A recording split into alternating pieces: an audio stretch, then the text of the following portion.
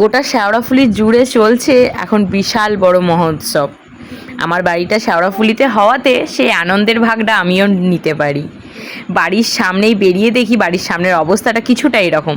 এখন চলছে যেহেতু শ্রাবণ মাস, শ্রাবণ মাসে সবাই আমার বাড়ির সামনে থেকেই জল তুলে নিয়ে তারকেশ্বরের উদ্দেশ্যে রওনা দেয়। আর এই জলযাত্রী দেখতে তো প্রত্যেকটা বছরই খুব আনন্দ লাগে।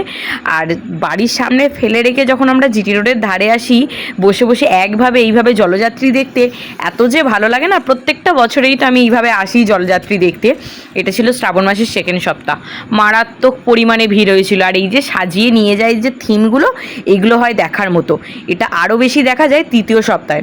তৃতীয় সপ্তাহটায় না কলকাতা থেকে অনেক লোকজন আসে জল ঢালতে, তখন তারা অনেক কিছু সাজিয়ে নিয়ে যায়। থার্ড সপ্তাহে বিশেষ করে দেখতে ভালো লাগে। আর এই জিটি রোডের ধারে বসে বসে এই অপূর্ব দৃশ্যগুলো দেখার মতো শান্তি আর কিছুতে নেই। জিটি রোডের ধারে জলযাত্রী দেখে আমরা চলে এসেছি এবার বাড়ির দিকে। যখন রাস্তাতে এবার লোকজন একটু কমে এসছে, এসে তারামার ঘাটে দেখলাম এখনও অজস্র জলযাত্রী জল তুলছে।